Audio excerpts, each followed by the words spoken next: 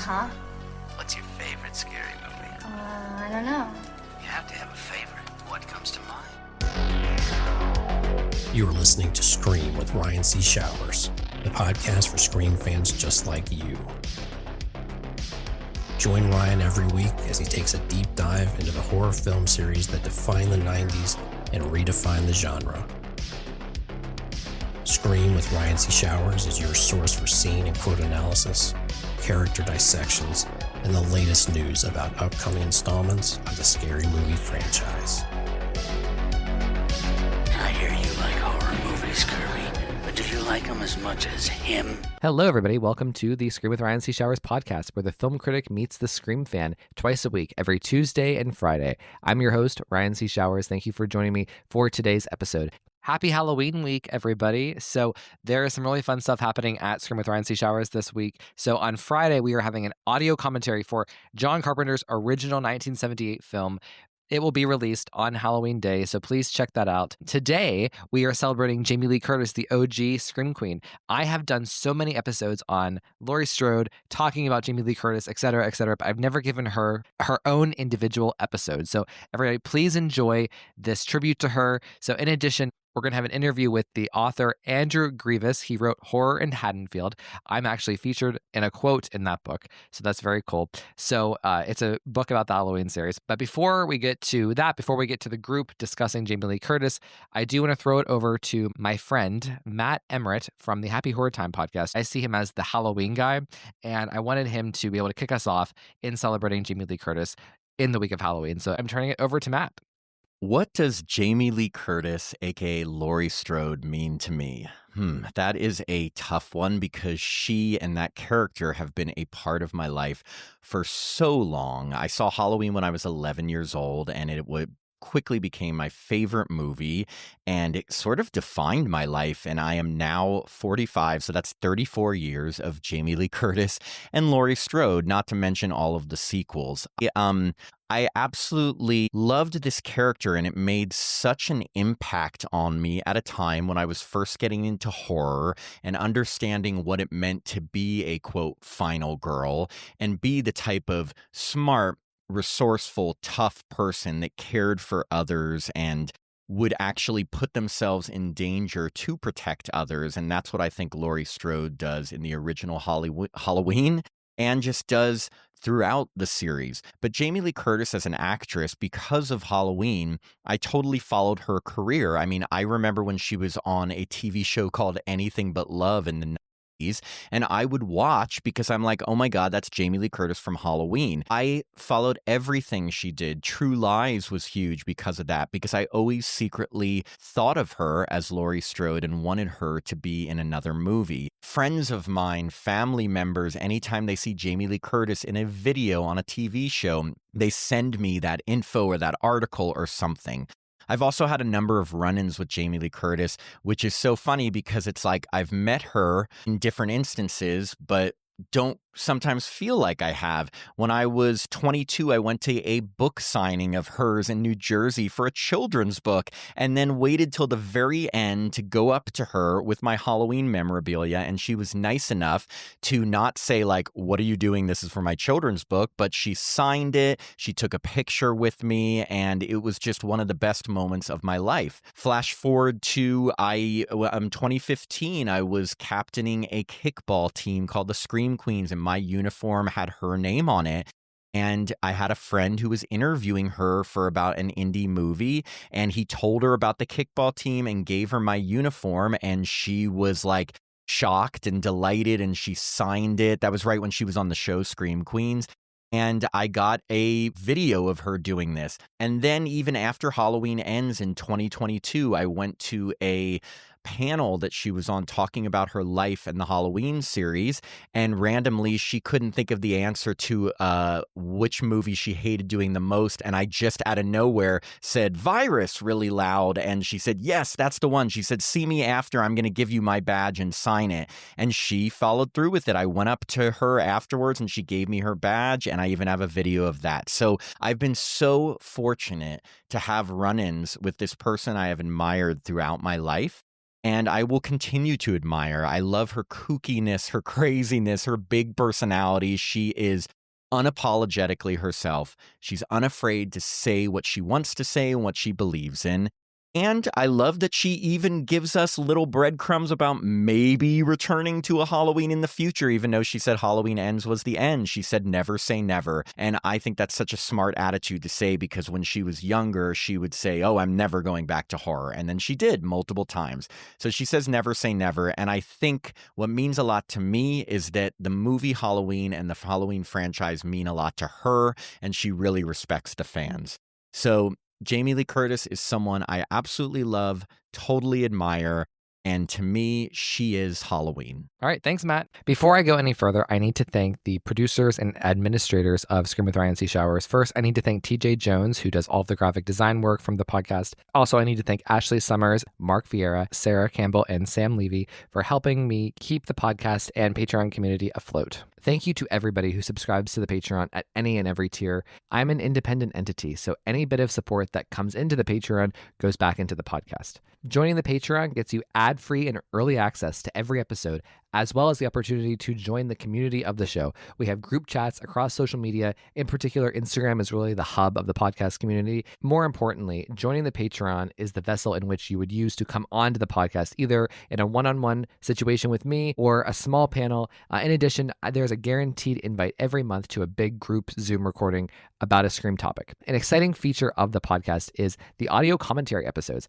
Every Scream fan knows what it was like listening to Wes Craven do the audio commentaries for the original trilogy and Scream 4, with Marianne Maddalena and Kevin Williamson and Patrick Lussier. And what I'm trying to do for my Patreon subscribers is I am going to be performing an audio commentary of a Scream or a Scream-related movie, one per month, every month. And my goal is to try to approach these as I'm doing deep analytical analysis about the characters, about the themes, about just general reaction. So it's something that I'm really proud of and I hope continues to be a cherished part of the podcast. So the commentary is available as a normal podcast episode for anybody to listen to like they would any other podcast, but it will also be available as a video watch along. So everybody, please go over to Patreon, subscribe to Scream with RCS. I would be eternally grateful. So I need to go through and thank everybody over at Patreon who is subscribed as a stab investor or a daddy/mama Ghostface. So the daddy/mama Ghostface of the Patreon are Carrie Tenney, Brett Janovich, Corey Wilson, and Stevie Shears. The stab investors include Allie, Amar Karim, Tamika Jones, David D., Gustavo Mora, Jess Mariano, Joey Nobarini, aka The Vault, Josh Calamari, Josh Carr, Scream Queens podcast, both Josh and Justine, The Horror Project podcast, Kevin Abner, Mark Vieira, PWO5, aka Philip Douglas, Quentin Harrison, and Sam Levy. I have a very special guest for the week of Halloween. Everybody, please welcome Andrew Grievous. Hey, Andrew. Hey, Ryan. How are you today? I am so good. I'm so happy to be sitting here with you. Andrew, you are an author of a book called Horror in Haddonfield. Why don't you tell everybody what Horror in Haddonfield is all about? Thank you. It's my love letter to the Halloween franchise. There's over 25 cast and crew interviews in the book, plus some essays, a few surprise guests, one of which might be the host of the podcast you're listening to. But yeah, it's I hate to use the phrase oral history, but it's as close as it gets when it comes to this franchise. Well, so you let the cat out of the bag here, and everybody, listener, I was asked to give a quote for Andrew's book about my favorite Halloween movie, Halloween H2O, which is featured in the book, which I'm just like, Andrew, I have to say thank you so much for this. Like, this has been one of I've had a lot of fun things happen to me over the course of the podcast. Getting to become friends with Marianne and Maddalena. I was on the front page of the Wall Street Journal because of my show. But this kind of takes the cake because this is this is in print. This is in a book that people will read for years and years, hundreds of years to come. And it's just so cool that my podcast name is in a book about something that I love so much. So thank you so much for asking me to be a part of the book. Well, thank you for being a part of it. I knew I needed a big ending to the book, and I was like, what do I do? How do I end this thing? How do you end Halloween? You can't. And I started thinking about yourself, and that I won't give away some of the other names, but there's a lot of cool people included in that final chapter, and just talking about what this franchise means to us. I really appreciate you lending your words and your credibility to this final chapter. It adds so much. And so I am going to spoil one name. One of my good friends, Matt Emmerich from the Happy Horror Time podcast, is also featured in it. So it's just so fun that like Matt and I were like side by side in our quotes too. I love that so much. So That was strategic. I figured. So, well, Andrew, I'm so excited for you and your book. So, we're at this time that we're recording, it hasn't come out yet, but I really hope that people have discovered it. And if you haven't discovered it, please go seek it out. It's a really fun book. And for Halloween fans, it's a necessary read. Like, I can't imagine being a Halloween fan and not wanting to read this book. So, I just want to start out by saying, Andrew, there's been other books about Halloween and there's been, coverage and documentaries about Halloween. I would like to know what makes your book unique and in and amongst all the other scholarly Halloween coverage. You're right. There's a ton of documentaries and books out there. I have said this a few times, but when I was writing my book, I was walking around my house with my copy of Taking Shape 1. To me, that is the best Halloween book there was prior, and I desperately wanted mine to be different. And I think where I made my book different than some of the other ones that are out there is it's a bigger scope. I'm covering all 13 films that are out there, but it's also the cast and crew are telling their stories. And I started to think of Haddonfield as this real place. And the people who made these films as the townspeople, they are the ones that populate Haddonfield. So what better way to make a book than to have the citizens of Haddonfield tell their stories? And once I came up with that, and my dear friend Ivan provided me with all the location photos that are throughout the book, it really just kind of took off, and I had this blueprint for what this book should be. And I think it's special, to have as many cast and crew be a part of this book as there were. That in of itself is special. That's a lot. I know there's been other documentaries that have had multiple people a part of them, but 25 is pretty considerable. No, I mean, you should be proud of this book. I think it's so cool. And I think it is different than Taking Shape. Like, I see Taking Shape.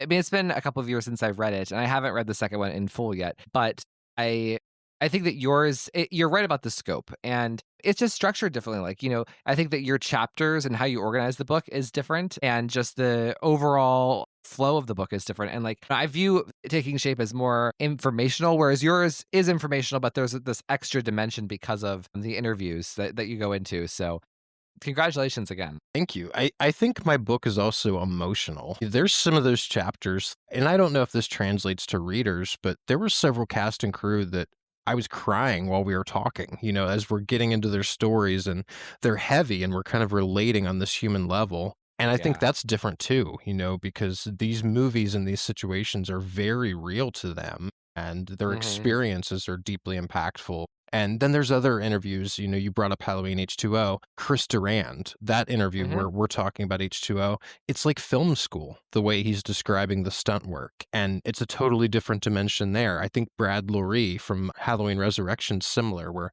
you're learning about how these things are done. And I don't know, it's a little bit of everything. Well, I will say I am partial to, and I'm not pretending to be objective, but Chris Durant was my favorite interview in the book. So I mean, you had amazing interviews all throughout, but like that, I'm glad. It's just so funny you mentioned that, because that if I had to pick one person, it was that. So I love that. Thank you. I'll tell you a story about that one. My very first question was about his animal-like movements, and he stopped me, and he's like, that was an amazing observation. And he just spent the next 5 minutes talking about how much he appreciated my observation. And we just hit it off on this friend level because of that. And it just turned out to be one of the most amazing conversations. It's also one of my favorites in the book. Who was your favorite person to interview?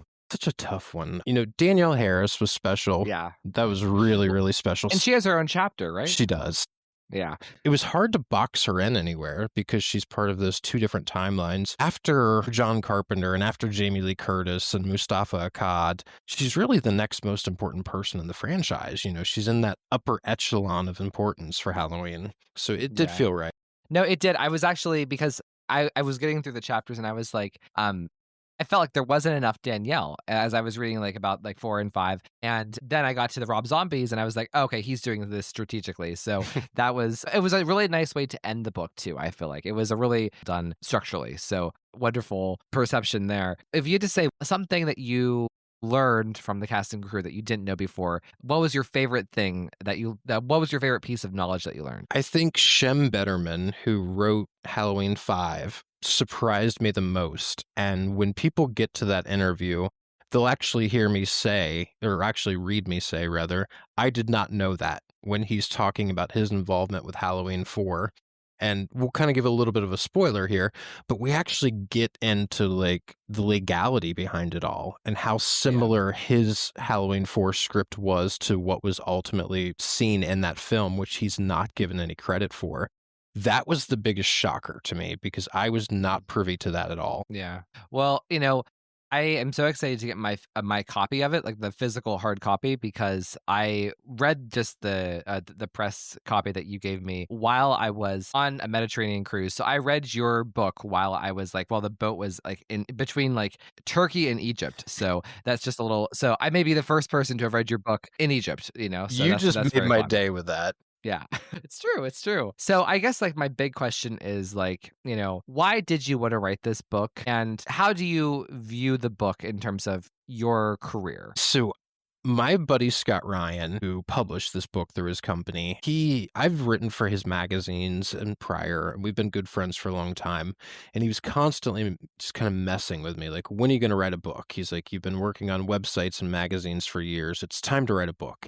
And I sat down and I made this list of topics that I thought I was passionate enough about to turn into a book. And Halloween just kind of kept coming up. It was right around the time that Halloween Ends came out. And I actually received a contract offer 2 or 3 days before Ends. And I didn't want to sign it because if I didn't like Halloween Ends, I wasn't sure if I wanted to do the book. But I loved Halloween Ends. I was kind of in that minority that night one, I was like, this film is amazing. And I ran to the races with this book and I signed the contract immediately. And Halloween to me is just something that's been a part of my life forever. I consider Halloween and Scream my two favorite horror franchises. They're like my Mount Rushmore. Those two are like firmly entrenched on there.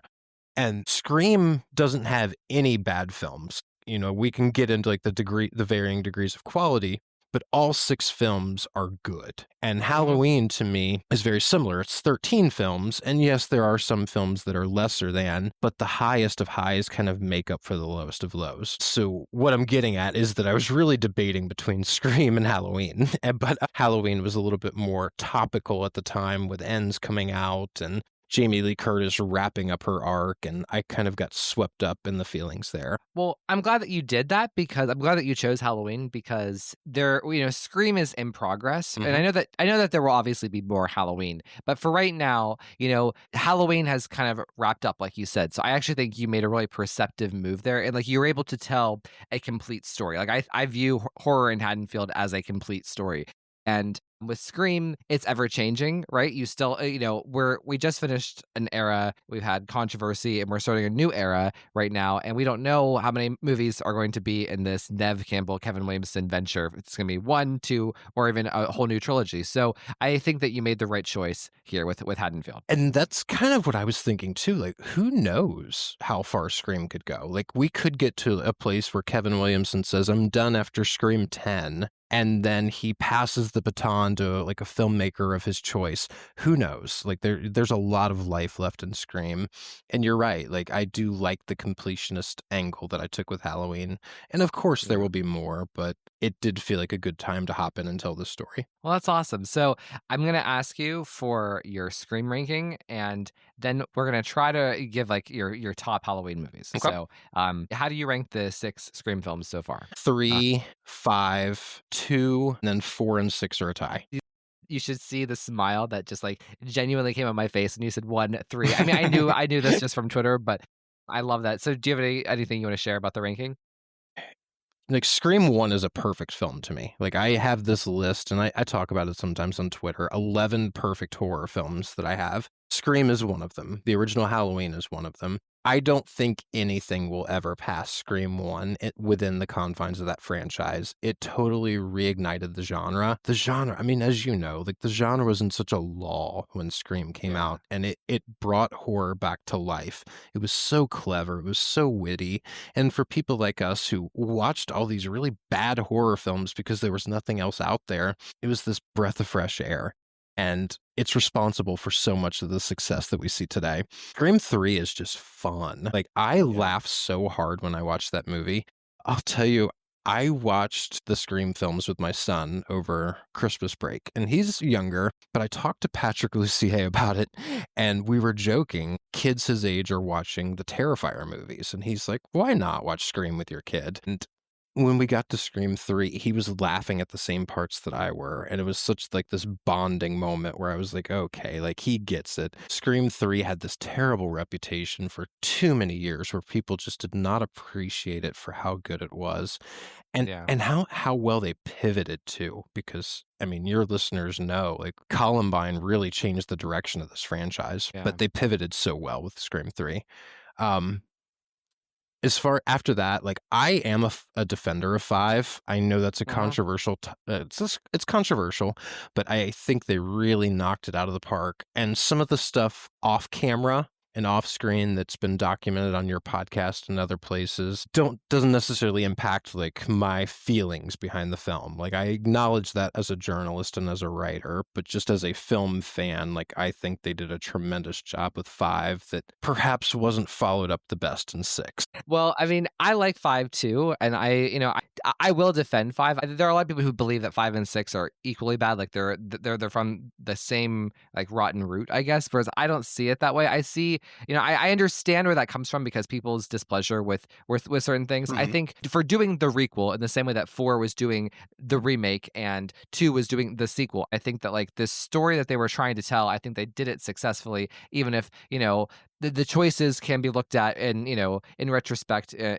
don't know. So Yeah. I'm a fan of 5. I like the writerly aspect of it. 2's a tremendous film. It's so difficult for me to, like, have that out of my top 3, but that just speaks to the quality of the franchise. This is a Yeah. franchise that rarely misses. I actually think 4 and 6 have the opposite problems. That's a good way to put it. I like the first 2 acts of Scream 6, and I Mhm. don't like the 3rd act. Like, I feel like it just Right. falls apart. And Scream 4 is the opposite, where I feel like it struggles in the first 2 acts, and then the 3rd act is just this freight train of terror where everything is amazing at the end, and you just really feel Wes Craven's guiding hand, where he comes in and just says, "Nope, I'm taking over." Suffered from too many hands in the pot, and yes, Yeah. I'm pointing fingers at the Weinsteins.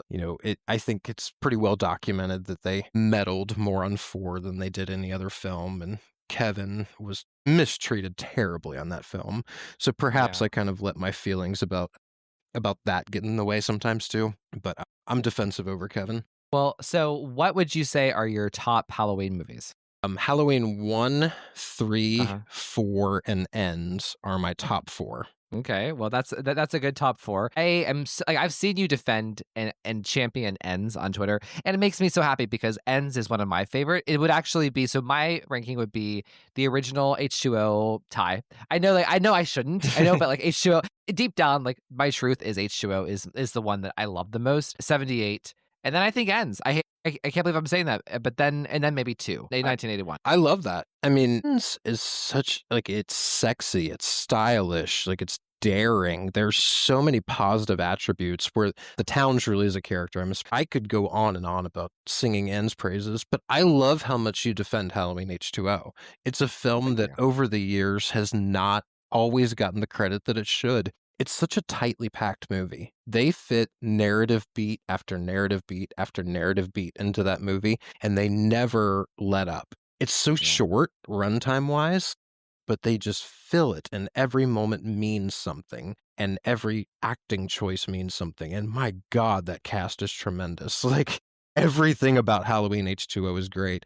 I think sometimes critics are a little harsh because they ignored Daniel Harris and they kind of retconned out some of the previous films. And I understand that frustration, but that's not to take away from how good of a movie it is. Well, so just going back to Ends for a second, like and actually now knowing you and like speaking with you and like kind of knowing your taste in Scream, like I think that it makes sense that you also like Halloween Ends because Halloween Ends, it's a just like kind of Scream 5 and Scream 3, they are very writerly movies. It's about the writing. It's about like Halloween Ends is so deep. Like I could do a 3-hour lecture on the screenplay for Halloween Ends and what it's doing with the different characters and why it's doing doing it and what this represents. Like, it's so jam packed with intellectualism, and I think that David Gordon Green, it's his tightest directing as well. So I'm happy that you champion it, because I think that it's a very misunderstood movie, and it's just, I think people are triggered by it for a myriad of reasons, but I think that's what makes it great art, and it will stand up and stand the test of time. So Absolutely. And it is. It's such a writer's film. And I'm immensely proud of my interview with Paul Brad Logan.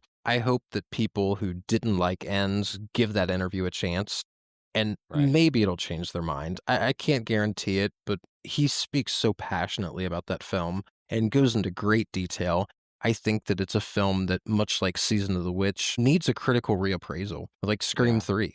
Scream 3, it took so long to get that critical reappraisal, but now we see it for how good it is. I've had it with people who like act like the reappraisal never happened, and I appreciate you for recognizing that.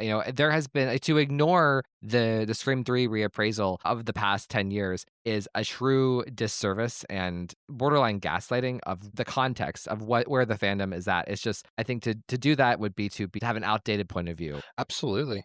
And I appreciate your perspective there. So, okay, I have speed round questions. Okay. And I have a bunch. Let's do it. Where I'm going to do the traditional Scream speed round, and then we'll see what we can get into for Halloween. So, Okay. Sydney, Gail, or Ty? Sydney. Okay. Sam or Tara? Sam. Interesting. Dewey or Chad? Dewey. Favorite movie buff across the franchise? Randy. Favorite killer? Billy. Favorite scene across the franchise? Ooh, that's a tough one. I have to go with Scream 2, actually, the Cassandra scene. Ooh, again, writerly scene. Wes Craven wrote that scene. Yes, he did. Amazing. Favorite kill or death? Again, Scream 2. I feel bad for putting it so low on my list, but the scene where they're in the car, the two police officers are driving them, that is so brutal. Excellent. And that could count as 3 deaths because you have 3 people die in that True. scene. So, favorite supporting role across the franchise? Randy. Okay. And favorite thing about Scream? It's ingenuity, it's creativity, and it's spirit. I realized I cheated there, but Beautiful. I love that. Chef's kiss. Oh my gosh. Okay. Now let's go to Halloween. So Okay. there's a bunch here, and then if we have time, we'll do the Hallow Scream questions. So this is fun. Favorite Laurie Child, Jamie, John, or Karen? Jamie. Favorite 80s sequel? Halloween 3. There you go. I was like, it's like I remembered the movies you listed earlier. I was like, well, this is gonna be Halloween 4, and then I was like, oh, I forgot about Halloween 3. Preferred Rob Zombie movie? 2. Same. I can't with 1. Like, it hurts my body to watch that movie. Did you see what Patrick Lussier said about Rob's first Halloween film in my book? I saw, yes. Honestly, what Patrick Lussier had to say about everything Rob Zombie was very interesting. It was one of my favorite parts of the book. I quote that around my house all the time to my wife, and it makes us both laugh. It's one of my favorite lines in the whole book. Oh my gosh. Okay. Oh, this is a good question for you. Preferred unconventional film, Season of the Witch or Halloween Ends? Into the Witch, but I don't know. That's tough because I could make an argument for Ends too. But I'll say Season of the Witch. Michael and Laurie, siblings or no siblings? Favorite timeline in the Halloween franchise? I will go with the timeline that's 1, 2, 4, 5, 6. Favorite Michael Myers mask? The first one. 1970 best friend preference, Annie or Linda? Linda. Okay, interesting. Okay, like it. Favorite sequence from any film? Halloween 4, towards the end of the film, when Rachel and Jamie are across the roof. That to me, Yes. it just fills me with terror. Nice. Awesome. I love it. Okay, so you said that Scream and Halloween would be your 2 Mount Rushmores, and that's the way it is for me. I know like this is a Scream podcast, but I do a lot of Halloween on this podcast. Especially from like July through November, there's a lot of Halloween. I mean, I literally this is going to be a Hallow Scream episode. That's what it's called. So we are now crossing the 2 for my Hallow Scream questions. Okay, so superior final girl, Laurie Strode or Sidney Prescott? Laurie Strode. That's tough. That is so tough. Superior final professional, Dr. Loomis or Gail Weathers? Gail Weathers. What I'm calling related to evil reboot replacement lead, Jamie Lloyd or Sam Carpenter? Jamie Lloyd. Okay, that's a mouthful. So okay, superior family storyline: Sydney and Maureen Prescott, aka also Roman and Jill, or Michael and Laurie. I think we're gonna have to go with Sydney. Okay, so better new lead quote reboot: Scream 5 or Halloween 4? Halloween 4. Yeah, that must have been hard for you considering what you said about Scream 5. I really, really like Scream 5, but I have to give the nod to Halloween 4 here. All right, Ghostface or Michael Myers as a villain? Michael Myers. And to end, what a wonderful way to end. Scream or Halloween overall Of original films or as a franchise? as a franchise? Halloween 51%, Scream 49%. Awesome. We'll Well, see how Scream 7 may change that though. Well, so whenever Matt and I did these questions, I didn't get to answer that. So I'm going to say I'll use your point of reference and I'll say like 70% Scream, 30% Halloween because I mean, man, I love Halloween. I don't know if you can tell, but I know like Scream is my thing, but Halloween is right there because there's so many parallels with Halloween and Scream. It's just I love Halloween so much. There are. I mean, it's hard to examine one without examining the other. And you can start to look at Elm Street too. Like when you're looking at Scream, I don't think there's a whole lot of Elm Street Halloween crossover, but Halloween and Scream are spiritually connected. I mean, even Yeah. down to people like Kevin being such a driving Yeah. force in both franchises. It's hard to break them apart, but they're absolutely my two favorite slasher or horror franchises, period. Not just slashers, but horror as a whole. I cannot say enough good things about either. Really, when you asked me to come on this podcast, like as much as I love talking about my book, I would have been Yeah. just as happy to sit here and talk about Scream with you. Well, that's why I wanted to give you're the only person in the history of this podcast to do the speed round questions for Scream, the speed round questions for Halloween, and the Hallow Scream questions. So this is so fun. So that's why I was like, oh, do we have time to do them all? We did. Oh my gosh. So It's an well, honor. Andrew, it's an honor, as Ghostface said. So Andrew, is there anything else you would like to say to end the note on for what you want anyone to know about your book? If you're a fan of the Halloween franchise and the stories from the cast and the crew, I think Horror in Haddonfield is the book for you. You can find it on Amazon now. The paperback is $19.99. It's also available on Kindle and in hardcover. I just really appreciate you and the entire horror community like championing this book. Awesome. Well, it's an honor to do that as well. And thank you for including me in the book. Everybody, Horror in Haddonfield is available. Please check it out. It's so awesome. And Andrew, thank you again for helping me introduce this week's episode for Halloween. It's been a pleasure. Hello, everybody, and welcome to Scream with Ryan C. Showers. I'm your host, Ryan C. Showers. Thank you for joining me for today's episode. Oh my goodness, we are giving a tribute to the OG Scream Queen herself, Jamie Lee Curtis. It is the week of Halloween. It's so exciting. I'm sitting here with a group of some really wonderful people to celebrate Jamie Lee Curtis. And I've never actually had a Jamie Lee Curtis proper episode before. All my Jamie Lee Curtis stuff has always been tied to Nev or tied to a Halloween episode or something. So this is the first time we get to talk about her. So of course we can talk about her contributions to the Halloween franchise and the horror genre, but also feel free to talk about Jamie Lee Curtis's vast career and kind of who she is as a public figure within Hollywood and within the pop culture because she's so big and she looms so large. So let's go around the circle and see who's all here. So everybody, please welcome my producer, Scroll and Spud, Ashley. Hey, Ash. Hello, hello, hello. Hi, everybody. So I have to ask you right off the bat, what is your favorite Jamie Lee Curtis movie? I think Freaky Friday. I knew it. I knew it. I knew you were going to pick Freaky Friday. So I mean, I did used to have a necklace that said Chad for Chad Michael Murray, but I would say that, yeah, that's embarrassing. But Jamie Lee Curtis might be the star, like the person that I like most in that movie. And I like everybody in that movie. it's a great movie. I went through a phase. We'll talk about it. So, Okay, I'm excited. all right. And Ashley, tell everybody where they can find you online. You can find me at Squirrel and Spud 9 on Instagram. There you'll find my Etsy shop and Ryan and I's Scream Game of the Week. We release it every Wednesday, and we have a lot of fun trying to come up with different ways to either test you or to see who maybe your favorite characters in the franchise are.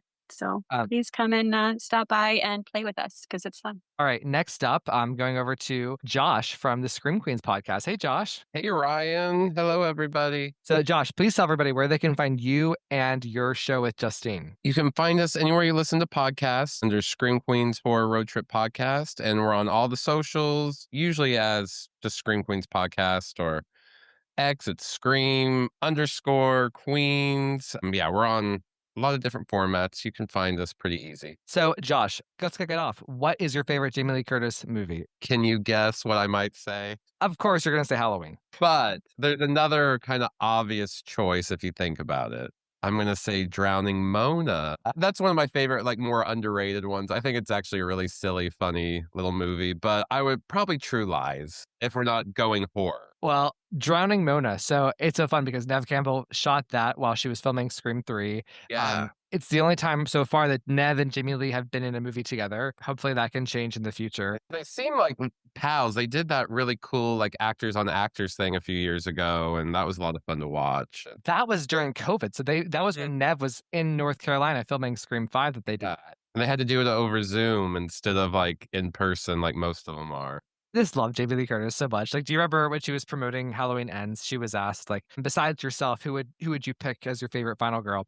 And she said, Nev Campbell. I know Nev. I respect Nev. Like she said, like just so intense. Like, I respect Nev.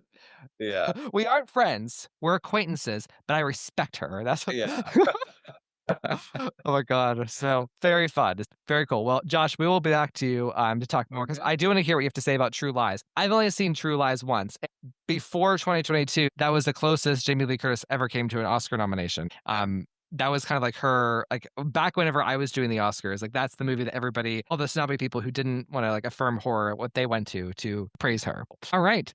Let's go over now to Mama Ghostface, whom I texted today about True Lies. I was like, Carrie, I haven't seen True Lies in like 10 years. Oh my God, can you help me? And please welcome Carrie Teddy. Hey. So Carrie, today we are recording this on October 14th. Yesterday was your birthday. Happy birthday, Carrie. Thank you very much. So, Carrie, thank you so much. And tell everybody where they can find you online. You can find me on Instagram. It's Carrie_Tenney, TENNEY. All right. Next up, let's go over to Detective Wallace. Allie. Hey, Al. Hey, How's it going? I'm making bracelet. We love it. I love that. Like every night, Allie does something else. Like one night she's making cookies. The next night she's making friendship bracelets. Like she's, finding like CD players and sending them to me so that we can listen to the Life of the Showgirl on the CD, not just the streaming. It's nice. So yeah, I literally own probably 7 copies of the Life of the Showgirl in the physical form, just the CD, and then so it's like I have nowhere to play them. So not even my car anymore. So Now you do.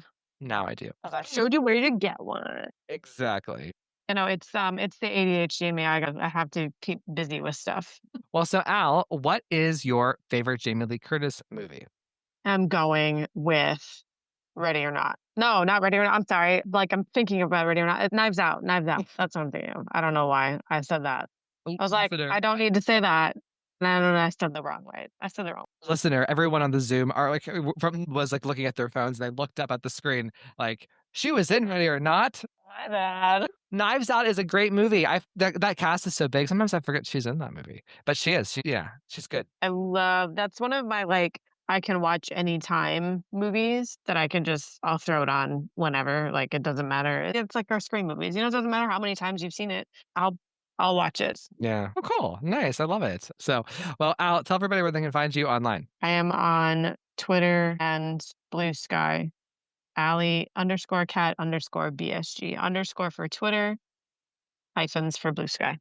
Nice. All right. Thanks, Al. All right. Sam, how's it going? I'm doing very well, Ryan. Thank you. How are you? Good. Good. Please tell everybody where they can find you online. You can find me online at Sam B. Levy, sam.b.levy on both Facebook and Instagram, and my YouTube channel, Informed Nostalgia, under the channel Abandon06, where we talk about all sorts of wonderful pop culture, movies, music, exploring why things that are nostalgic are good for us and give us a renewed sense of optimism. Nice. Well, so Sam, I'm curious because I feel like you're gonna have a great answer, and it's not going to be a horror movie. So what is your favorite Jamie Lee Curtis project? My favorite Jamie Lee Curtis movie ever is a really, really sick, funny film called A Fish Called Wanda. That is this hysterically funny heist.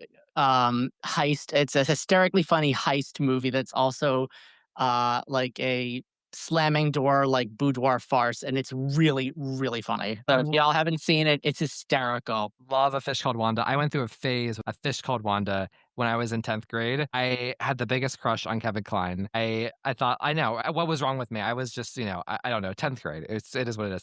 But that is such a fun movie. I remember just feeling so jazzed after the first time I saw that. There's so many twists and turns, and yeah, that's a great movie. I was like, that's the movie I think she should have had her first Oscar nomination for. And she actually He won. He won. Kevin Kline won an Oscar for it. And was he the only actor nominated? I think so. He was the only actor from the film nominated for it, but it was very well deserved. He was absolutely hilarious, and so was she, by the way. They were great together. Well, she got a British Academy Award nomination for that for Best Actress, in addition to Golden Globe. But having the British Academy Award nomination, that's kind of a big deal. Like, so I mean, she was probably close, and it's unfortunate that she wasn't nominated for that. But I love A Fish Called Wanda. I need to rewatch that. Oh my god, It's so funny. cool! I love the representation here. So very nice. All right, Sam, thank you. We'll be back. Okay, next up, let's go on over to Maria. Hey, Maria. Hi, how is everybody? That's my pick, The Fishbowl Wanda. Yeah, well, tell me about it. You know what? It was one of the first movies that I think I saw her in after Halloween, and I just thought she was so great. And like Sam said, it was just such a great movie. Like a real. It just had you going from start to finish. It was just so fun, and it had dark, but it was funny, and it just had it all. Yeah, Typical 80s comedy, I guess, 80s, 90s comedy, yeah. more highbrow. Yeah, no, it was very highbrow, like, for the time, and, 'cause it's a very twisty screenplay. It's like, it kinda subverts expectations until the end. Yep. But very cool. Well, thanks for coming, Maria. Alright, so rounding out the crew for tonight, we are going to my friend Josh. Hey, Josh. How are you?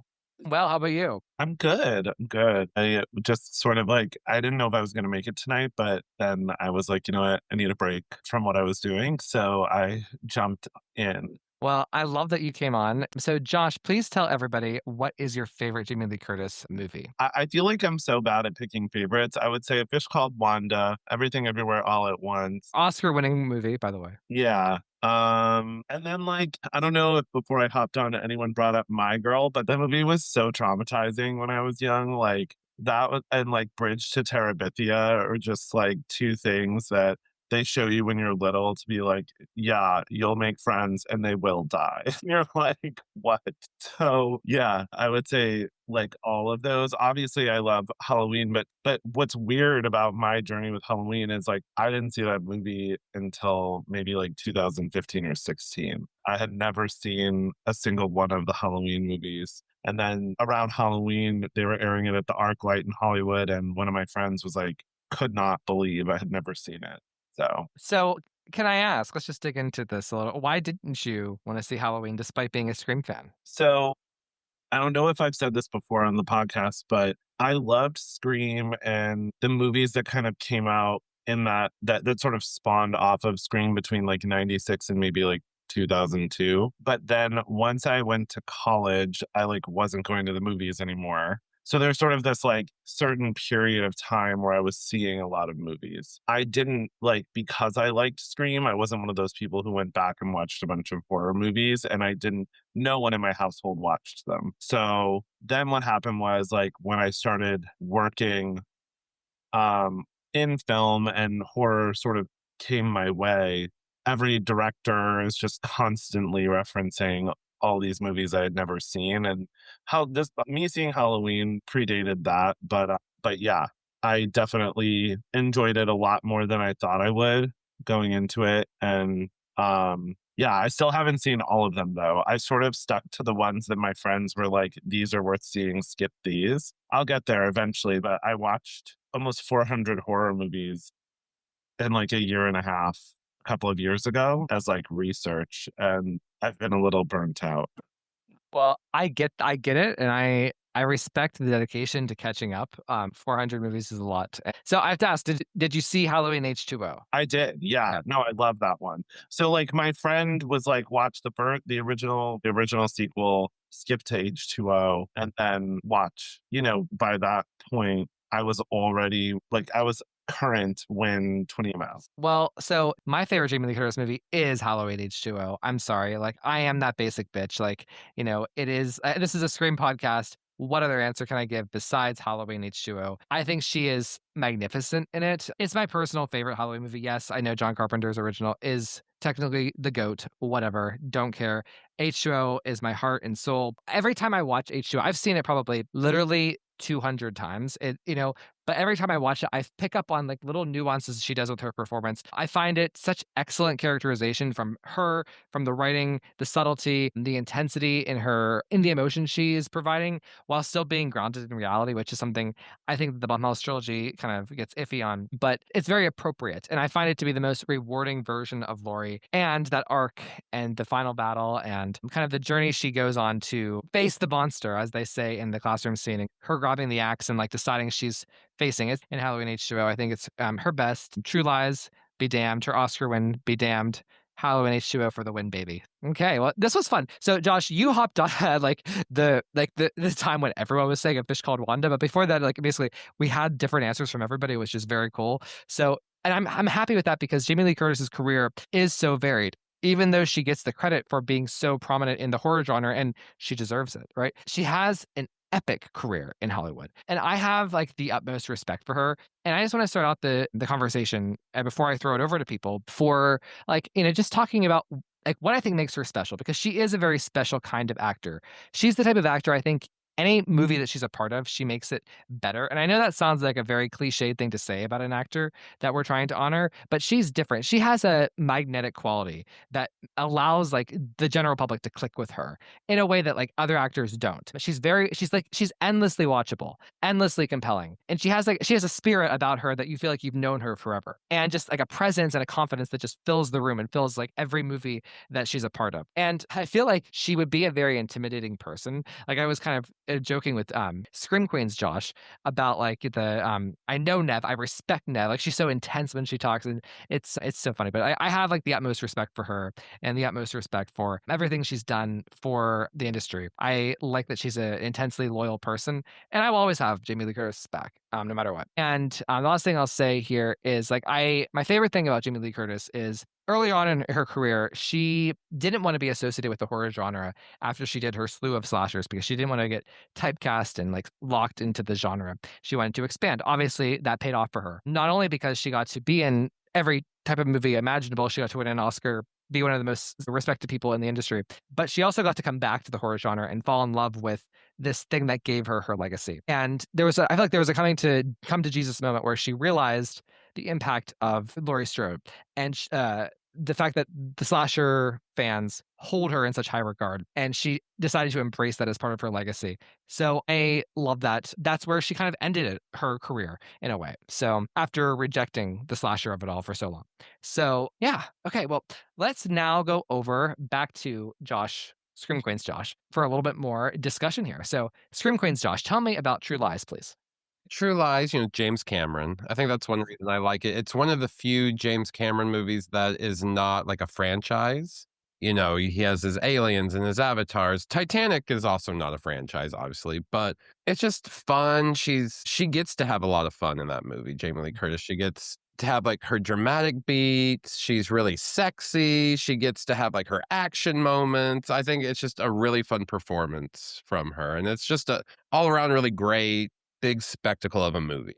You mentioned the sexy aspect of it, and it's funny because Jamie Lee Curtis, she like has this arc in the movie of like being more of a shy, quiet housewife, for lack of a better phrase, and then I don't remember the specifics, but then she kind of has to like be like work as a spy or something, or like she has to go in and seduce somebody that she doesn't realize is her husband. And she's like ripping off her sleeves, trying to make her kind of more modest outfit, like all sexy. And she even dumps out like a vase of water and splashes her hair back and then goes in and kind of does an awkward dance, but then it's really funny and cute. Yeah, it's just a really great moment. And it shows her range a lot. Yeah, like I vividly remember this scene in True Lies where she's like in a two-way mirror, and like Arnold Schwarzenegger is like questioning her as she's alone in the room, and she is answering honestly and emotionally, and she's like throwing the chair up against the glass. I just remember like things like that, the partnership at the end. I mean, she won the Golden Globe for it, and she got a SAG nomination. So, and she herself has called it her best role after Laurie Strode. So, Carrie, anything you want to share about True Lies? The only thing I could say is that she was very instrumental, and especially like the part with the outfit, with the dress. So it was her idea to, tulle around the bottom and around the neckline and the sleeves of the dress. And it was her idea to rip it off and everything. Because originally, I think James Cameron just wanted her like bra and panties. He's like, no, I want more to it. And, he was really receptive and she came up with the dress idea, which I thought was really cool that she was able to put her input into that role. Yeah. No, I think it's great, and I know that again, I wish that she would have been nominated for Best Actress for this. This should have been, like, her Oscar nom. She was so close, and I don't know in retrospect, what was it that held her back? Like, the fact that she didn't get nominated by the Academy for most of her career probably was due to the horror of it all, and the way that the Academy probably looked down on her, as a horror actress or having done movies. I don't know. Otherwise, it just doesn't make sense that you would be in movies like Trading Places, which, of course, Randy Meeks references in Scream 1. She actually won the BAFTA award for Best Supporting Actress for that. Fish Called Wanda, True Lies, and it didn't pay off until Everything Everywhere All at Once. So I kind of want to bounce back down to Josh R. Everywhere All at Once because she won the Oscar for this, and this was not something that people saw coming. And even so, today there's a lot of people who don't love this Oscar win, and they think it's kind of a joke. Again, like I alluded to about 5 minutes ago, I will defend Jamie Lee Curtis every day, all day, and I think that it's a career win for the right time and the right place. I'm glad she won an Oscar. I don't really care about the performance or I'm not so crazy about the movie. I think it's fine. But Josh R., what are your thoughts? Yeah, I think it's kind of Denzel winning for Training Day for me. It's like the not that the performance isn't great, it's just, not her like best or broadest or biggest performance that she's ever done. Everything Everywhere All at Once is a movie that when I saw the first time, I was like very impressed by and just enthralled and sort of in it. And then when I tried to rewatch it, I was not quite as taken by it, I guess. But that being said, thrilled she did. It was such a great speech and a cool moment. And I hope we get many more opportunities for, her, if that's what she wants for herself, to be in roles that could get nominated. I also would just love for us to progress to a point where more horror, thriller, and comedy performances actually get nominated. In my twisted mind, I feel like her win Everything Everywhere All at Once, which it's a good performance. It's a fun comedic performance. She wears like prosthetics and she has a funny accent and she hits a few beats and there are some crazy things that she does in that movie, like physical comedy. So I don't think it's completely undeserved, but even so, it's hard for me to look at that and it's hard for me to look at that and think that why would anybody be bothered that Jamie Lee Curtis has an Oscar after the career that she's had, after her struggles, her personal struggles, but also her career struggles of trying to break out and prove to everybody that she is still a legitimate actress. And I hate that she felt like she had to prove that, but prove it she did. And I in my twisted, deluded mind, I kind of see the win for Everything Everywhere All at Once as kind of like a somewhat of a win for having such an amazing run with the Halloween franchise and kind of having her moment in the spotlight for that. I don't know. In my head, she won for Halloween. Let's talk about the comedy of it all because she is known as a comedic actress as well, most notably for Freaky Friday. Ashley, you brought it up. Let's talk about it. Yeah, I love that movie. I think I was like a similar age to like Lindsay Lohan when that movie came out. Like I was like peak demographic. And I remember watching it with my mom and we both were just like cackling because Jamie Lee Curtis had this ability of like still being in her own body, but she was like portraying this like young girl, but still like there was still like this essence of her that was like still like her the mom character. Like I don't know how to explain it, but I think it's such a beautiful movie and I think she's just so funny. It's like one of the things that my sister and I quote to each other probably the most. Like if one of us is getting or dropping each other off, we always say, make good choices. And like when she goes, I'm old, I'm like the crypt keeper. It's just, I feel like that. I mean, her and Lindsay, to Lindsay's credit too, I feel like that movie could have been so bad. And I think the casting of Jamie Lee Curtis makes it so good. And one thing that I just want to say that I love about her is that I feel like she's open to do a project if she's interested in it. And she's also done like smaller things where she's not like the main role in something. It seems like she does have projects that she's just passionate about. Like she's in the Veronica Mars movie, which was like a Kickstarter movie.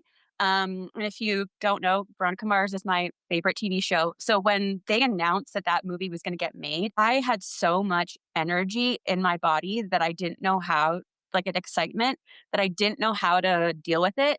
And I am not somebody who likes to run, but I ran around my house like a circle, like a mouse on like a wheel. And then like for like probably like 30 minutes because I had so much energy. I was so excited. And then when I remember finding out that she was going to be in it, I could have passed out. Like I was just so overwhelmed. And then yeah, she's on another project with her. What's it called?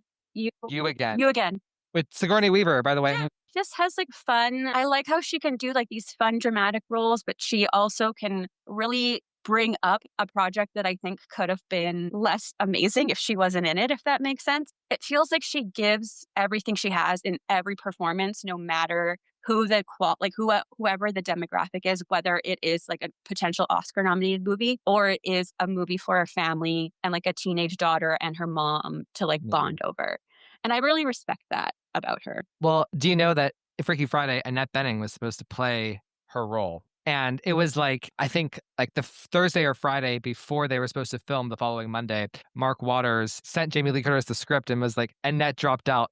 Do you want to do this? And she said yes. And I feel like that was a really pivotal moment for her career because it kind of gave birth to a new generation of Jamie Lee Curtis fans, or it kind of marked out new territory in her career as being like a comedy powerhouse. I mean, she did comedies before that, but Freaky Friday was different because it was for people our age. Like I saw Freaky Friday in theaters. I was obsessed with Freaky Friday. I had a Freaky Friday poster in my bedroom. I one in my house right now. It's not up, but it's in my house. I went for Lindsay Lohan, but that's how I discovered Jamie Lee Curtis. That was the first time I saw Jamie Lee Curtis. Like, and there's so much range she gives in that movie too. Like you said, we see Tess uptight as the adult, then we see her as Anna as the kid doing different things, like you said, like you described really well, and then we see her, getting to play the guitar and giving the speech at the end as Anna, and then switching bodies. Like so, there's so much range that she gets to do herself and with Lindsay. Wonderful, beautiful comedic performance. But that was the first Jamie Lee Curtis movie I ever saw. So that's what led me to kind of creep on the Halloween movies in the video store. And then when I saw Scream and they were talking about Jamie Lee Curtis, I knew exactly who this bitch was. I still hadn't seen Halloween until after that. So the second Jamie Lee Curtis movie I saw, speaking of the family movies that you mentioned, was, get this, hasn't been mentioned yet, Christmas with the Cranks. And I loved her in that. Don't care how awful. So I remember her with the ham in the grocery store. She was great. Don't care. She's always good. And also, I just want to say, someone who has had like a pixie cut for so long and not become like, there's like this thing that they call the pixie cut curse in Hollywood. I don't know if you ever looked into it, but it's actually really funny how like a lot of times women will get a pixie cut and then all of a sudden like they're like hated like so much. And I mean, I love a pixie cut. I think they're phenom. And her cheekbones. I mean, like I don't want to like just like talk about someone's looks, but she's so gorgeous. And also I love how she just pops off on social media and like says what she wants to say and like will call people pieces of crap who are pieces of crap. And I'm always like, good for you, Jamie. So I love that aspect of her public persona as well. It's just that she's kind of she's unchained, untethered to any filter, which we really like. I also really admire Jamie Lee Curtis for making it very obvious that she loves Lindsay Lohan and is here for her comeback and wants to work with her. And it feels like she was was a cheerleader from her when maybe there wasn't time for a lot of other people to be a cheerleader, where I do feel like she got really piled on, and like there was literally grown men who were behaving worse that were getting like just like so much attention at that time, and Lindsay was just like being treated so terribly and obviously was truly suffering. And it sounds like, from what I've seen and watching them interact, it seems like Jamie Lee always seemed to have her back and is so happy that they're getting to work together and see like a healthy version or a healthier version of this person that they love. And I just admire her for being like, no, I want to do this when other people might not have. Well, before he was the president, Donald Trump said some awful things about Lindsay Lohan, and Jamie Lee Curtis clapped back at him and like in a very visceral way. He's like, she was a kid, you creep. And I was just like, go off, Jamie Lee, go off. So One thing you said about like, her look, about like the cheekbones and like talking about her appearance. I just want to touch on this for a second because like I grew up with the Jamie Lee Curtis of Freaky Friday, right? So that's how I knew her. That's how I understood her. I didn't, and I knew she was in Halloween and I knew she was in H2O, but I never really realized that like in the 80s, a lot of men looked at her as like a sex object, and that kind of plays into True Lies. We talked. My dad definitely did. But like I never saw her that way, because in Halloween she's playing the virginal final girl as Randy described her. And then I know her as that, and I know her as the mom of Freaky Friday. So to see people being like, "Oh yeah, Jamie Lee Curtis was so sexy back in the day," I'm like, "What?" I don't know. It's just so interesting the way that she has taken on so many different aspects of her career, and she had a time where she did play into the sexy Fish Called Wanda, True Lies era, but also the Halloween era and the new Halloween era where she's playing the older Laurie. So it's just she's a very interesting career. I mean, I think like it would be interesting to speak to a Jamie Lee Curtis scholar, someone who really studied her career, because there's so many projects. She's probably been in over 100 movies. I remember watching like I don't know what show it was, like VH1 did something like top 10 sexiest moments in movies or whatever. They always had like top 10 lists or whatever on different shows. And I remember True Lies being on it. And then it was one of those ones where they had like comedians and like people talking, and all the guys were like, had disagreed on a bunch of them, being like, oh, like, sure, but not my favorite. All of them were like, Jamie Lee Curtis was like my sexual awakening. Jamie Lee Curtis was like, you wanted all of your all of your friends' moms to look like Jamie Lee Curtis. That scene in True Lies, she's just so hot. And I was sitting there because I was just like, the other ones were like Pamela Anderson and more ones like I had heard about. And I was like, really like, it made me feel good being like, oh, like there's all this like beauty comes in different ways, and seeing all these very heteronormative looking dudes just like be like gushing about her. I think it's also her comedy that makes her so like endearing and like lovable. But yeah, like she's got this like sex appeal. I mean, I even feel it in H2O. Like, I'm just like, damn, I think she's so sexy in that movie. I'll have another Chardonnay right now. You're like, yes. Like, yes, bitch, I'll get it for you. Used to be a daily show on VH1 called The List, where a bunch of, I don't know, C-list celebrities would appear, and they would basically have a topic, and then they would give their opinions on the topic, and they would compile like a top 10 list of whatever the subject was. And I think that was the show you were referencing. It was like on in the late 90s. I think so. I mean, I'm in Canada, so we didn't have VH1.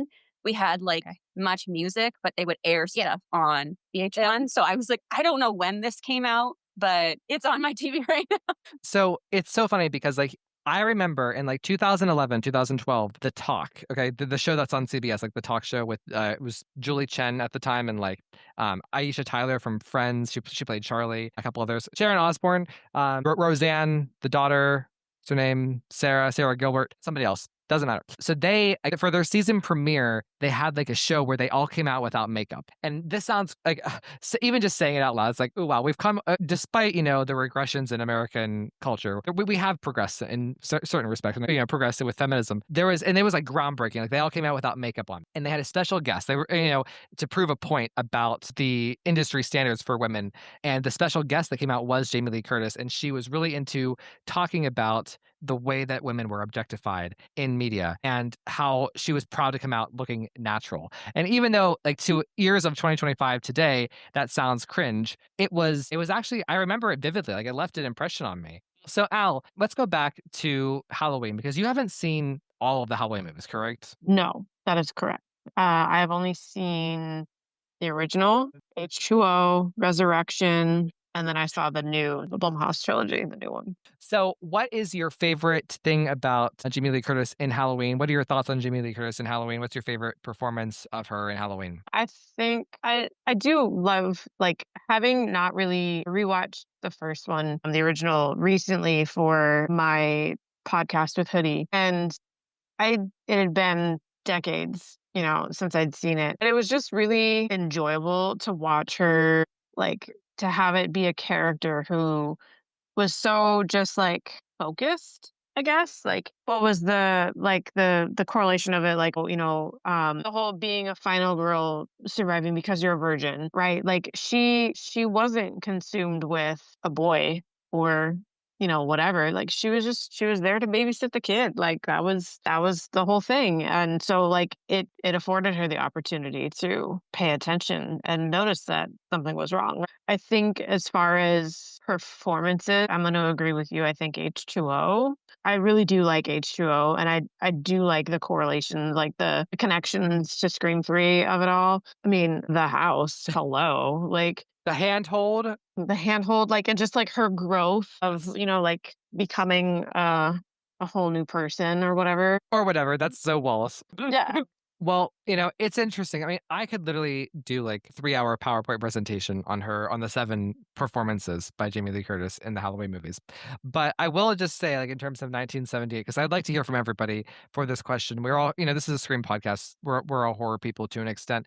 And she is the OG Scream Queen. She's practically like a supporting character in the finale of Scream 1. She's all over Scream 1. There's a poster of her in the video store of Scream 1.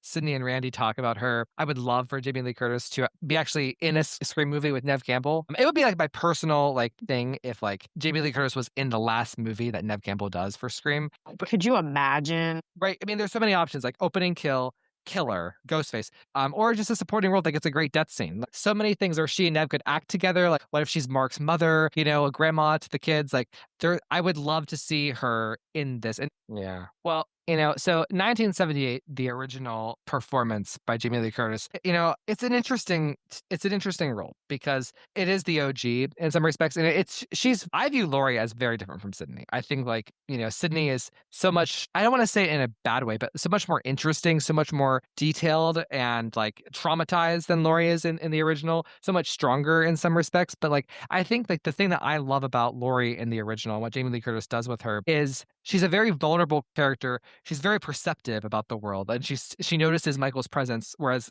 Annie and Linda don't. But there's how she becomes the final girl is she becomes a fighter, but it's out of necessity. It's almost like she's pushed to the limits. She's put in like the most uncomfortable situation possible, and it's like make or break. And that's when she becomes the fighter, if that makes sense. So that's when her inner fighter comes out. Josh, what are your thoughts? She's very kind of meek at the beginning of the first Halloween movie and very much comes into her own by the end. And I also agree at the same time, the Sydney character is maybe a little bit more fleshed out in Scream, but Jamie Lee Curtis at the same time, she set the template for what a modern final girl is.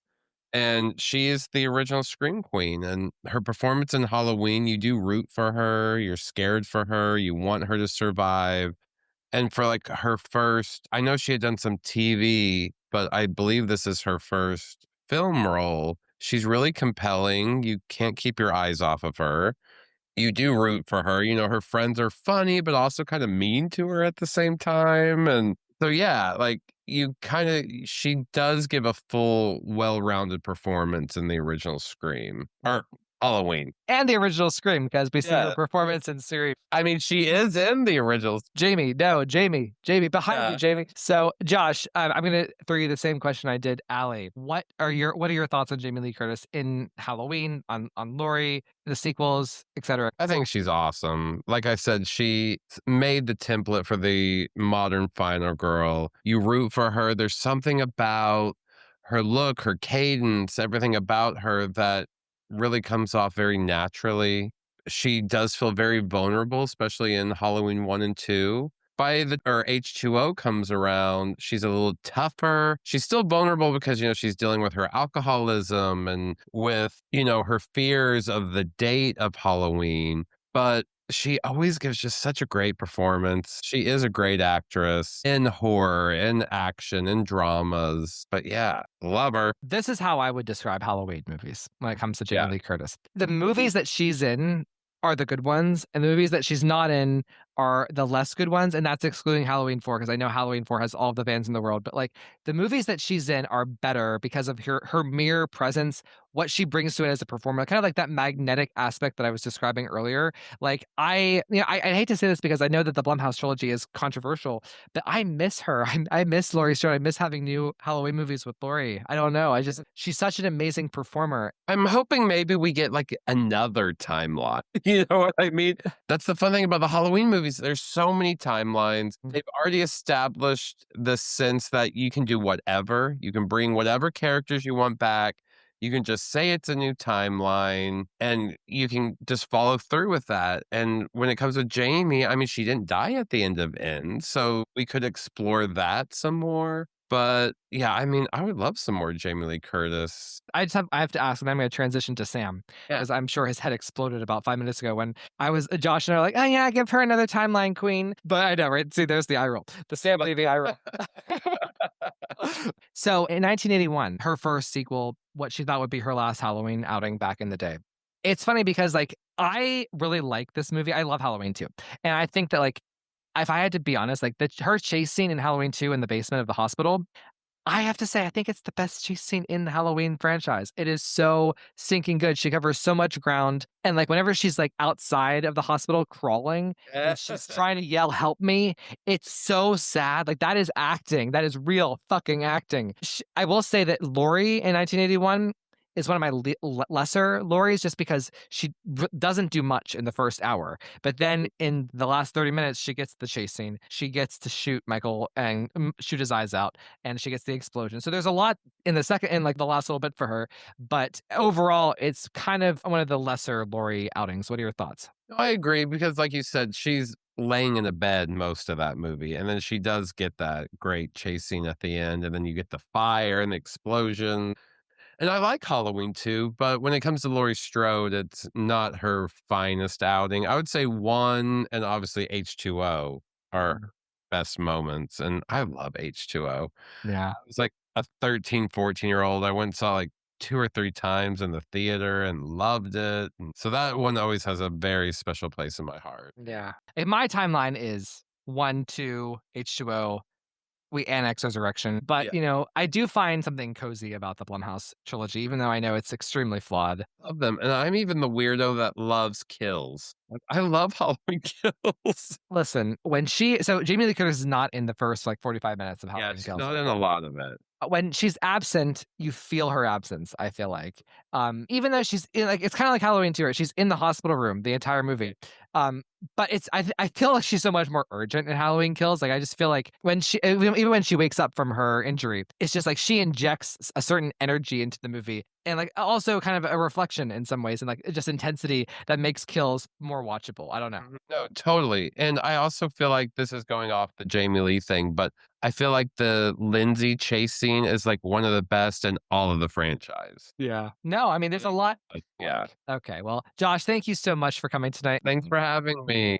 All right, Sam, tell me what your thoughts are on Jamie Lee Curtis and Laurie Strode and Halloween. I really don't mess with any movies in this franchise outside of the original and H2O. I think most of them are just really like gory slashers that are not that suspenseful. The first one I think is an absolute work of art, and I could go back to not as often as I thought I would, but I rewatched it like fairly recently and was just surprised at how like clean and precise and how perfectly modulated it is as a thriller, as a horror film, and how it just like attacks the irrational fear in the back of your mind of the boogeyman who's coming to get you, who you can't kill, you can't fight back, you can't kill him. Like he's just so scary. And she does fight back, but it is the movie that set it is basically the film that set the template for the entire slasher genre going forward. Not that there weren't other films before that had done it, but this was really it. And knowing some of the backstory that like John Carpenter and Deborah Hill saying, it was a work for hire and they had never really put much thought into like much character development. They're like, oh, the only reason this girl survives is because she's not trying to get laid or not, smoking pot. Like, it's not like it wasn't some sort of moral statement. It was just that like she wasn't distracted. So she like noticed things around her. So when she fights back, it's basically out of a need, it's survival instinct. And so it's a natural human response. I don't think it's particularly deep or anything, but I do think that it is just beautifully done from start to finish. Although Spoiler alert, if like me, you're sensitive to bad things happening to animals, you may want to skip a certain part in the middle of the movie. But then as far as H2O goes, I have my issues with it. I think it's definitely a post Scream Halloween, which is fine and made me nostalgic while watching it. But at the same time, it's there's a lot of studio meddling. There's like the musical score is like it goes back and forth between a watered down version of John Carpenter's unforgettable original theme and like snippets of like the score from Scream and Scream 2 being thrown onto the soundtrack, which is really weird and discombobulating because it's like a totally different universe and it feels really inappropriate.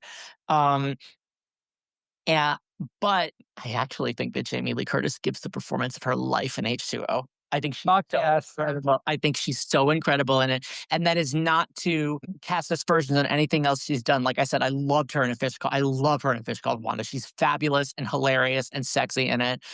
And I also think she's all of those things in True Lies too. So she's like, and in Freaky Friday, she's like a delightful comedic performer. So I think she's done a lot of great work, but this is the most iconic role of her career, whether she likes it or not. But I think she's embraced it at this point. And I think that that's just the best representation of it. I think she's fierce. I think she's committed. I think that she is more than any other version of Laurie. I completely buy her character's arc as a woman who is like traumatized from the events of 20 years earlier, something I didn't buy in the Blumhouse trilogy at all. And I think I like the whole rapport she has with her son, with her being like, her being an alcoholic and like basically like a societally acceptable drug addict, and the name change, everything in the picturesque California town.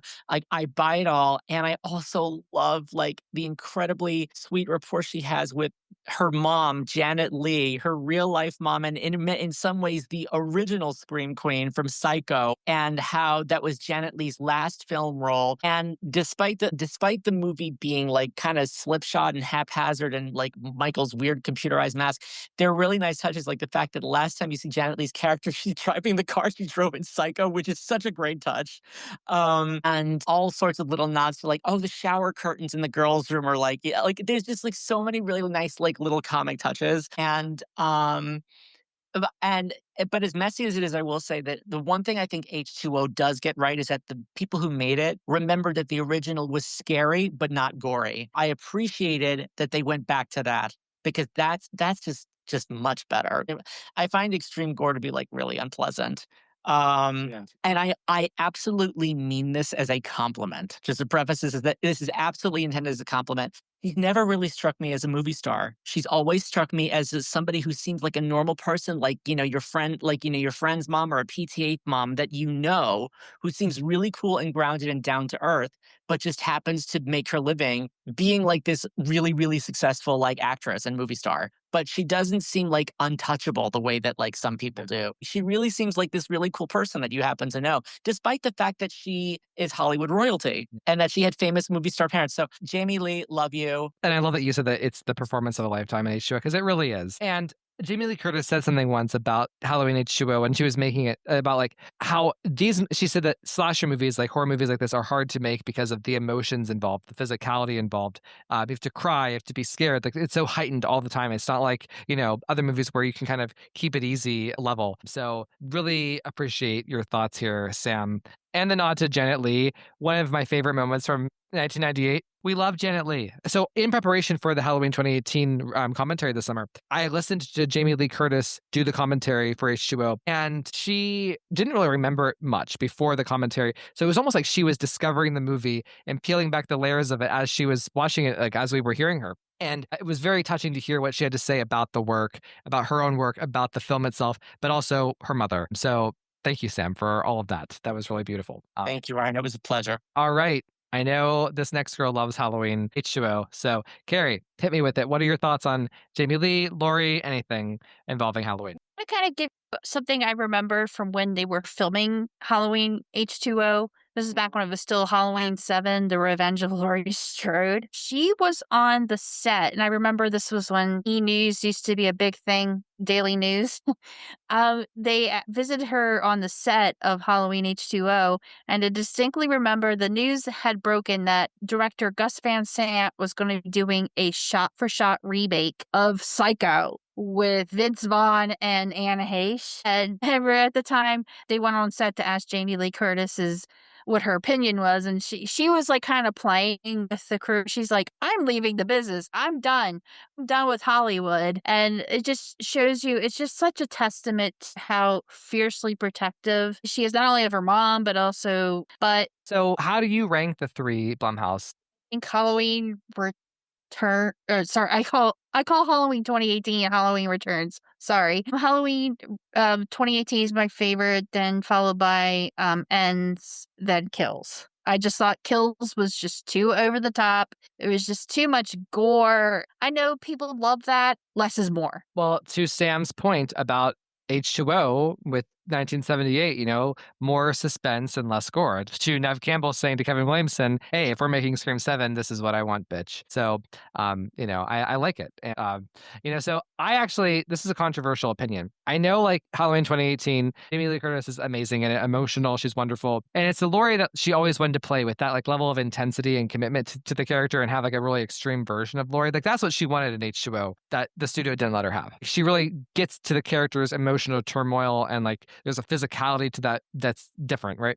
And it's legendary. Is it not the most Ryan C. Showers thing ever to say that my favorite performance of Jamie Lee Curtis in the three Blumhouse movies is actually Halloween Ends? I don't know. It's very soulful. It's pensive. It's layered. I like that we see Laurie outside the trauma of Michael Myers, and we just see her living her daily life and how she's healed, and how she's moved past everything and laid so much of it to rest. So that whenever Michael reemerges, it's almost like that peace is what kind of allows her to overtake him. At least that's how I've always seen it. But I find the ending of Halloween Ends to be very beautiful in terms of like, she gets to have this funeral for Michael. She gets to say goodbye to him in a way. She gets to say goodbye to that trauma, right, in a real way. But also having a future, with possibly with Hawkins, who knows? But it's just a beautiful ending to the character, and I really appreciate Jamie Lee Curtis's performance in Halloween Ends. Carrie, any final thoughts here about Jamie Lee, Halloween, or anything? My favorite Laurie will always be Halloween H2O Laurie, just, facing her fear head on and going after Michael. That moment where she smashes the gate and grabs the axe and screams Michael. That will forever be one of my favorite film moments in horror film. Yeah. And as Michelle Williams said, it's her fate, right? Ashley, what are your thoughts on all things Halloween? I know Michael's your fave and bestie, but Michael Myers, my favorite guy. So I'm not like a Halloween hater. Just don't.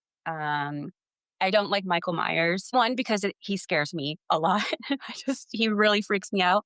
But I also I don't find him super compelling, but I do really love Laurie. I don't think I would be interested in watching a lot of the Halloween movies if Laurie wasn't present. My favorite thing to capture with the final girl is when they are scared, but they are brave and they're still going to do what they want. And I feel like a performance where you actually seem like you're scared is so, I don't think people realize how hard it is for me. I'm not an actor, but for me, when I'm watching performances, I feel like it's almost like when people are like fake eating or like fake laughing, like when you're being scared or like fake yawning, all those like little minute things that like you can like kind of pick up on, and like not to to take away from anybody's performances, but I feel like Laurie, like she's captured her so well where like I truly believe that she is just this kind of like everyday girl who is just like living her life and like worried about whatever she was worried about, like her algebra test or something. And then she was like, okay, I'm just going to babysit these kids, make some money so I can like do whatever I want. And now like this asshole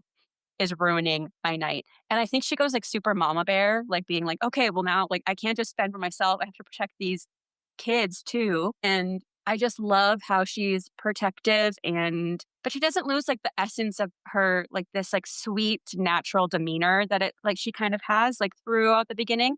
Like I don't even know what the word is. She's just very kind of like, I feel like she's like relatable. Like she just seems like kind of like doesn't have like she's that girl. Like she's the quote unquote one who's sleeping with everybody. She's not like the quote unquote sporty one. She's not like the super popular girl. Like she just kind of seems like she could be anybody's friend. And then going on to H2O, I love that movie so much. But I think my favorite part is like her dynamic with Josh Hartnett. Like I love like their fights. Like their fights to me feel like a mom and a kid fighting. Like they feel natural. I like how they have like this intuitive like some moments where they kind of are just like kind of like looking at each other, and it feels super, to me, it feels super realistic. And I can see them being mom and son, like where I feel like a lot of movies like that's something that they get wrong is like they don't, like I feel like sometimes they do chemistry reads for all of these different types of roles, like especially ones where there's like a romantic relationship. But I love how it feels like they cared about the chemistry between these two actors when it was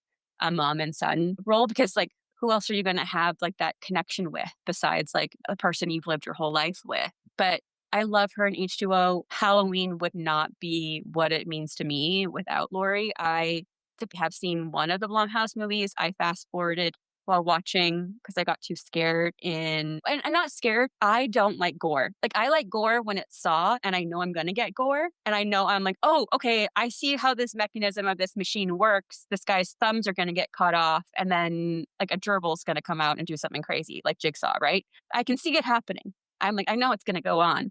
But then like there's some stuff like the washroom scene and like the first, like with the podcasters, I almost threw up. Like I was like, I can't watch this. And I was literally like, oh my God, is it over? Is it over? And my fiance, he was like, I don't even know if I want to watch this. Why are you making, he's like, you're the one who wanted to watch this movie. I was like, no, I needed to watch it so you can tell me that it's over. Because I do care about what's happening with Lori, but I do like her character arc better in H2O than the newer ones. One of my favorite things that she's ever done was be on Real Housewives of Beverly Hills. And if you have never seen Jamie Lee Curtis on Real Housewives of Beverly Hills, she does it for a charity event.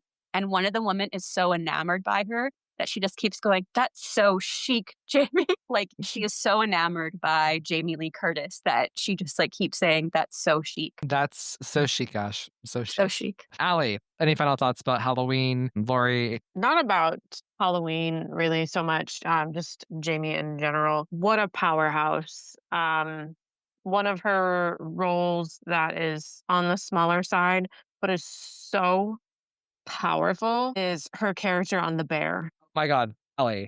So I don't watch The Bear. I've seen the episode she won the Emmy for, but Josh Carr literally sent me a text asking me to bring up The Bear. And that's what I was going to close with. You are reading my mind. Oh my God. That's what I do. Yeah, she is so incredible. Like, I don't know if there's a word that really like is appropriate, that is a fair word to describe her performance as that character.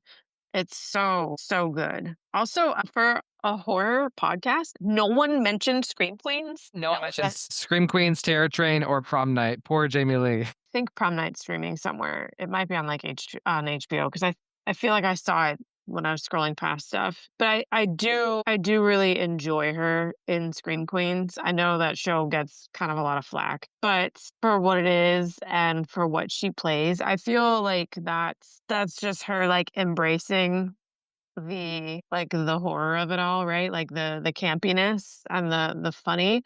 And I feel like her playing that character to me feels like it's more true to her personality, I guess, just like the like sassy, no nonsense, like just fun, like in your face. But yeah, I just wanted to call out those two, but especially The Bear. And her TV work, yeah, right. So she won the Emmy for The Bear season. Deservedly so, like incredible. So Josh Carr says about The Bear, because anytime that he's on the show, he brings up Jamie Lee Curtis in the fucking Bear. And I'm just like, okay, girl, but congrats Jamie Lee on your Emmy. So he wanted me to say that it's incredible work in that while you're watching her episode, you do not need to know the history of the show to feel her pain. And I think that's such a really nice way of saying it. It's a very operatic kind of performance. So yeah, what a nice note to end on. So, and Josh mentioned in the chat just now, she's also in The Fog, which is a horror movie. So she really does have all of the horror bona fides. So I'm still embarrassed at myself for mixing up Ready or Not or Knives Out, but they're both like my go-tos. Like if I'm not watching Scream, it's going to be Ready or Not or Knives Out, and I'm a dumbass. Well, they both come out in the same year, and they're both about games of hide and seek, and so, yeah, nice. Well, guys, thank you for this lovely discussion of Jamie Lee. I think we did her proud. I'm happy that we did this beautiful episode for her. Jamie Lee, thank you again for everything that you've done for the horror genre, for cinema, for Hollywood, for the pop culture. We love you, Jamie Lee. So thank you, and we will see you next time. All copyrighted material used or referenced in this show belong to their rightful owners and made possible by the Fair Use Act. Number 3, never, ever, ever, under any circumstances say, I'll be right back. Because you won't be back. Get another beer, you want one?